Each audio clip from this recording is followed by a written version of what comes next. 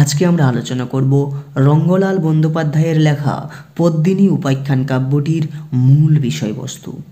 তো চলো আর বেশি দেরি করছি না, আমরা চলে যাচ্ছি একেবারেই মূল বিষয়বস্তুতে।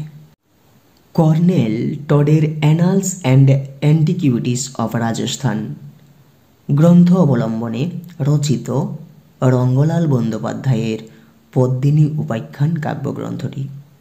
এই কাব্যটি বীর রসাত্মক আখ্যান রূপেও কিন্তু চিহ্নিত বা পরিচিত। পদ্মিনী উপাখ্যান কাব্যটি শুরুতেই আমরা লক্ষ্য করি কি না, একজন ভ্রমণকারীর প্রশ্নের উত্তরে এক জৈন প্রাচীন ব্রাহ্মণের মুখ দিয়ে পদ্মিনী উপাখ্যান বিবৃত হয়েছে। এবার দেখো পদ্মিনী উপাখ্যান কাব্যটির বিষয়বস্তু কি না, চিতোরের রানা ভীমসিংহের পত্নী কে না পদ্মিনী। তার রূপ অতুলনীয়, তিনি হলেন অপূর্ব সৌন্দর্যের অধিকারী। তার এই রূপের কথা হাওয়ার মাধ্যমে ভাসতে ভাসতে দিল্লি অধিপতি আলাউদ্দিন এর কাছে কিন্তু পৌঁছে যায়। আলাউদ্দিন এই রূপের কথা শুনে, অর্থাৎ কার না এই পদ্মিনীর রূপের কথা শুনে পদ্মিনীর উপর কিন্তু মোহগ্রস্ত হয়ে পড়ে, যার ফলে পদ্মিনীকে পাওয়ার আশায় দিল্লি অধিপতি আলাউদ্দিন চিতোর আক্রমণ করে। এবার কি হয় না, আলাউদ্দিন কিন্তু নানাভাবে চেষ্টা করলেও, কি চেষ্টা না, চিতোর জয় করার চেষ্টা। আলাউদ্দিন নানাভাবে চেষ্টা করলেও কিন্তু তিনি চিতোর দখল করতে পারেননি। যেহেতু আলাউদ্দিন নানাভাবে চিতোর আক্রমণ করে দখল করার চেষ্টা করেও তিনি কিন্তু পারেননি চিতোর দখল করতে, সেহেতু কিন্তু তিনি কৌশলের আশ্রয় নিলেন বা কৌশলের আশ্রয় নেয়। তিনি এবার ছলনার মাধ্যমে পদ্মিনীকে তার নিজ শিবিরে নিয়ে যেতে চায় কিংবা এই চিতোর দখল করতে চায়। এবার তার ছলনাটা দেখো কার না আলাউদ্দিনের। কেমন না, তিনি প্রথমে একটা সন্ধিপত্র পাঠাচ্ছেন। কাকে না, রানা ভীমসিংকে। সেই সন্ধিপত্রে তিনি কি লিখছেন না, তিনি সেখানে লিখছেন না চিতোর দখল করার তার কোনো রূপ চিন্তাভাবনা নেই, সে চিতোর দখল করতে চায় না। সে কি চায় না, শুধুমাত্র পদ্মিনীকে একবার দেখতে চায়। পদ্মিনীকে দেখা হয়ে গেলেই সে নিজ শিবিরে ফিরে যাবে।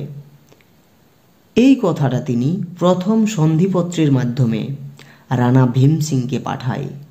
ঠিক আছে, এবার রানা ভীমসিংহ প্রজা দুঃখে কাতর হয়ে পদ্মিনীর পরামর্শ মতো দিল্লীশ্বরকে রাজপুরীতে নিয়ে আসেন। এটা স্বাভাবিক, কেননা দিল্লি সম্রাট আলাউদ্দিন পদ্মিনীর রূপের বর্ণনা শুনে তিনি পদ্মিনীর উপর মোহিত হয়ে চিতোর আক্রমণ করেছেন। কেন না, চিতোর দখল করার জন্য। যখন আলাউদ্দিন কোনো রকমভাবেই চিতোর দখল করতে পারলেন না, তখন তিনি ছলের আশ্রয় নিয়েছেন। তিনি একটি কৌশলে সন্ধিপত্র পাঠিয়েছেন রানা ভীমসিংহকে। কেমন না, তিনি অর্থাৎ আলাউদ্দিন পদ্মিনীকে একবার দেখেই তিনি তার নিজ শিবিরে ফিরে যাবেন। যেহেতু এখানে ভীমসিংহ দেখছেন যে তিনি ফিরে চলে যাবেন, তাহলে আর কোনো ক্ষয়ক্ষতি হবে না, সেহেতু ভীমসিংহ তার সম্রাটের পরিচয় দিয়েছেন।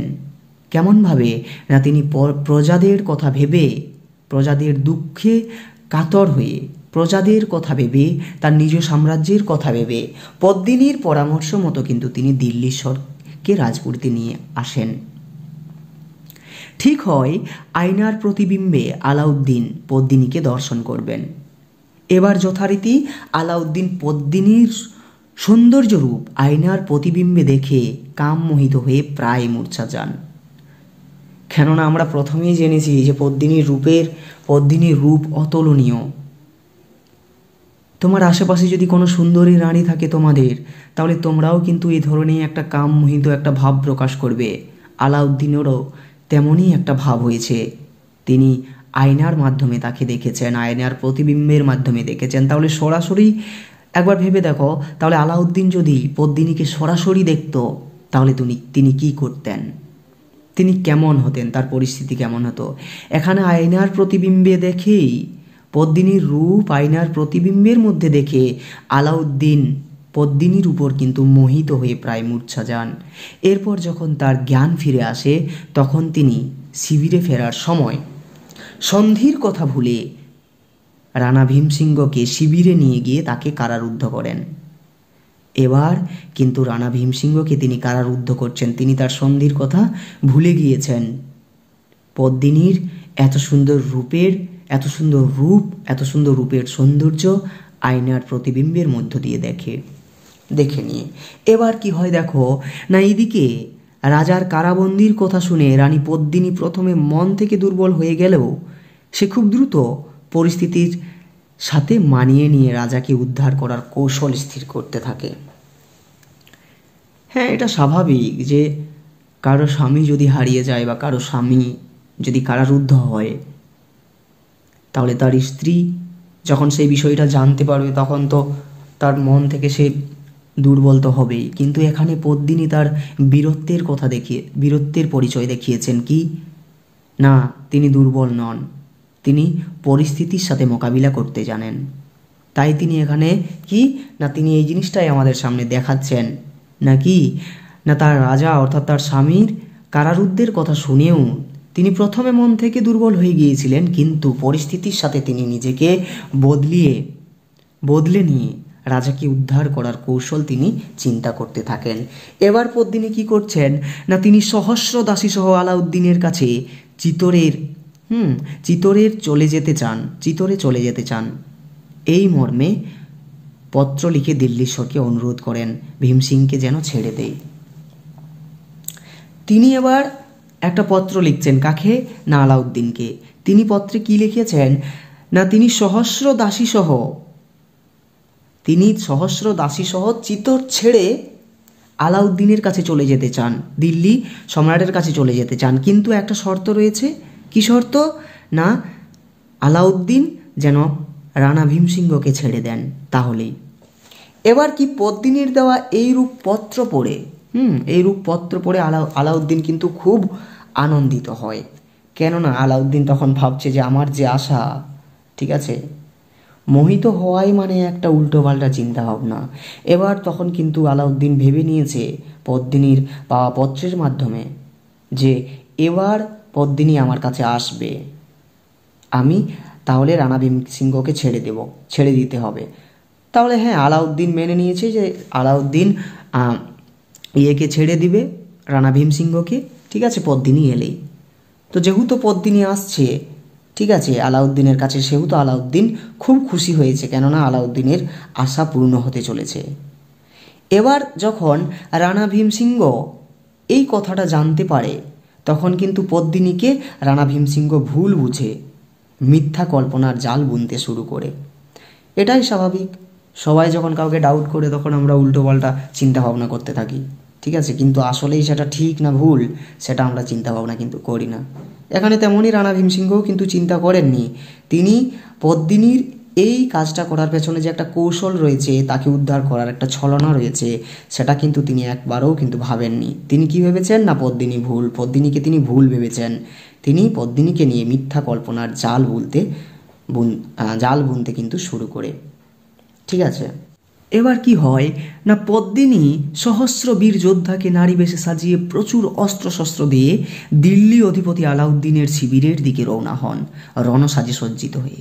শিবিরে পৌঁছে দিল্লীশ্বরকে সুকৌশলে পরাজিত করে তিনি রাজাকে নিয়ে পূর্ব থেকে প্রস্তুত রাখা ঘোড়ায় চাপিয়ে চিতরে পালিয়ে আসতে সক্ষম হন।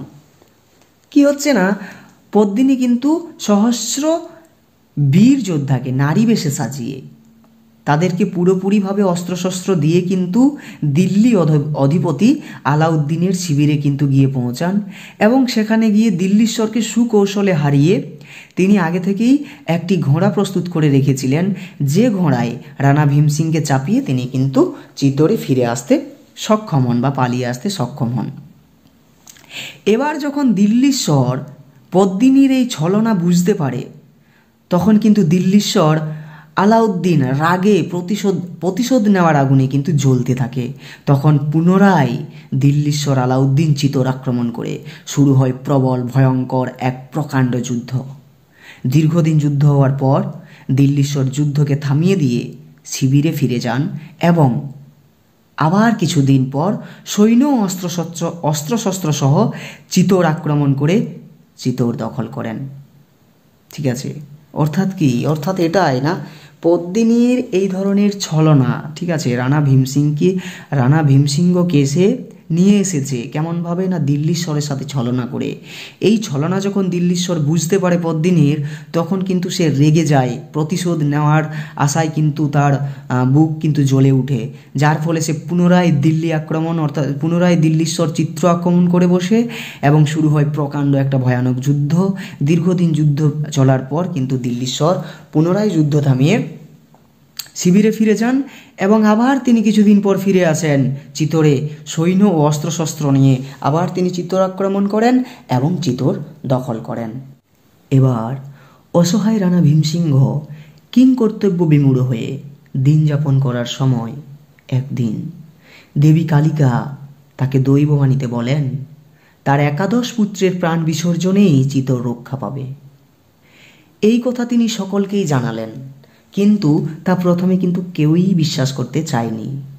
এবার সকলের সামনে একবার দৈববাণী আসে, যা শুনে ভীমসিংহের সকল পুত্র যুদ্ধে যাবার প্রস্তুতি নেই। একে একে এই ভয়ঙ্কর যুদ্ধে 10টি পুত্রের প্রাণ হারায়। শেষ যুদ্ধে রানা ভীমসিংহ তার কনিষ্ঠ পুত্রকে কিন্তু আর তিনি পাঠায়নি, বরং তিনি নিজেই যুদ্ধে যাওয়ার প্রস্তুতি নেন। তখন তিনি ক্ষত্রিয়দের উদ্দেশ্যে স্বদেশ প্রেমের জাগরণ উৎসাহ বাক্য উচ্চারণ করেন। স্বাধীনতাহীনতাই কে বাঁচিতে চাই, হে কে বাঁচিতে চাই, দাসত্ব শৃঙ্খল বল কে পারিবে পায়, হে কে পারিবে পায়। আরেকবার বলি, স্বাধীনতাহীনতাই কে বাঁচিতে চাই, হে কে বাঁচিতে চাই, দাসত্ব শৃঙ্খল বল কে পারিবে পায়, হে কে পারিবে পায়। ক্ষত্রিয়দের উদ্দেশ্যে এইরূপ স্বদেশ প্রেমের জাগরণমূলক উৎসাহ বাক্য উচ্চারণ করে রানা ভীমসিংহ পদ্মিনীর কাছ থেকে চিরবিদায় নিয়ে যুদ্ধযাত্রায় চলে যান। ওইদিকে আবার রানী পদ্মিনী কোনরূপ যুদ্ধে জেতার আশা দেখতে না পেয়ে তিনি তার সখীদের নিয়ে নিজেদের কুলধর্ম সতীত্ব রক্ষার তাগিদে দুর্গম গিরিগুহার মধ্যে প্রজ্বলিত অগ্নিতে প্রাণদান করেন বা প্রাণদান দেন। যখন রানী পদ্মিনীর এই রূপ প্রাণদানের কথা রানা ভীমসিংহের কানে এসে পৌঁছায়, তখন রানা ভীমসিংহ মনের দিক দিয়ে ক্লান্ত হয়ে, শরীর ও মনের দিক দিয়ে ক্লান্ত হয়ে তিনিও যুদ্ধক্ষেত্রে প্রাণ হারান। পাঠান সৈন্যরা এত সুন্দর চিতোর নগরকে পুরো ধ্বংস করে তছনছ করে ফেলে। এবার আলাউদ্দিনের সৈন্য চিতোরের রাজপুরীতে প্রবেশ করে তন্ন তন্ন করে খুঁজে পদ্মিনীকে, কিন্তু কোনোভাবেই কিন্তু তারা আর পদ্মিনীকে খুঁজে পায় না। এবার দিল্লীশ্বর আলাউদ্দিন হতাশা হয়ে পুনরায় তার নিজ শিবিরে ফিরে যান। এরপরে অবশেষে কি হচ্ছে না, পথিকের কাছে পদ্মিনীর করুণ আখ্যান শেষ করে ব্রাহ্মণ কথক প্রার্থনা করে বলেন এই ধরনের নিষ্ঠুর ঘটনা যেন আর কোথাও না ঘটে। এই হচ্ছে তোমাদের পদ্মিনী উপাখ্যানের মূল বিষয়বস্তু। যদি পড়তে পড়তে তোমাদের পদ্মিনী উপাখ্যানের কোনো লাইন বুঝতে অসুবিধা হয়, তাহলে কিন্তু তোমরা অবশ্যই আমাকে কমেন্ট করে জানাবে। আর একটা কথা বলি, এবার পদ্মিনী উপাখ্যানের আমরা শর্ট প্রশ্ন আলোচনা করব এবং একটিই প্রশ্ন দেওয়া হবে লং কোশ্চেন, যেখান থেকে পদ্মিনী উপাখ্যানের সমস্ত প্রশ্নের অ্যান্সার কিন্তু হয়ে যাবে। তাই সেই লং কোশ্চেনের অ্যান্সার এবং শর্ট প্রশ্ন পেতে কিন্তু তোমরা অবশ্যই, যারা নতুন হয়ে থাকবে তারা ইউটিউব চ্যানেলটি অবশ্যই সাবস্ক্রাইব করবে এবং যদি ভালো লেগে থাকে তাহলে একটু বন্ধুদের শেয়ার করো। আর যদি মনে হয় পরবর্তী সময়ে প্রশ্নপত্র এই ধরনের প্রত্যেকটি ক্লাস পেতে চাও, তাহলে অবশ্যই পাশে উঠে থাকা যে ঘন্টিটি সেটি ঠুং ঠুং করে বাজিয়ে দিও। তোমাদের মন থেকে সাহায্য করব। তোমাদের যাবতীয় প্রবলেম কমেন্ট করে জানাবে। আর তোমাদের একটা গ্রুপও রয়েছে, ডিসক্রিপশানে লিঙ্ক দেওয়া রয়েছে সেই গ্রুপে জয়েন হওয়ার, তোমরা অবশ্যই জয়েন হয়ে যাবে। ঠিক আছে, অনলি ফর এসকেবি ইউনিভার্সিটি। ঠিক আছে, আদার্স ইউনিভার্সিটির যদি কোনো প্রবলেম থাকে ফার্স্ট সেমে তাহলে কমেন্ট করে জানাবে, সেই সমস্যার সমাধান কিন্তু ইউটিউবে তোমরা পেয়ে যাবে। চলো তাহলে আমাদের ক্লাস থেকে ভালোবাসা নিও এবং তোমরাও আমাদের ক্লাসকে একটু ভালোবাসো। চলো ভালো থাকো এবং ভালো থাকার সাথে সাথে পড়াশোনা করো। ফিরে আসছি পরবর্তী ক্লাসে পদ্মিনী উপাখ্যানের শর্ট প্রশ্ন এবং একটি লং কোশ্চেন নিয়ে।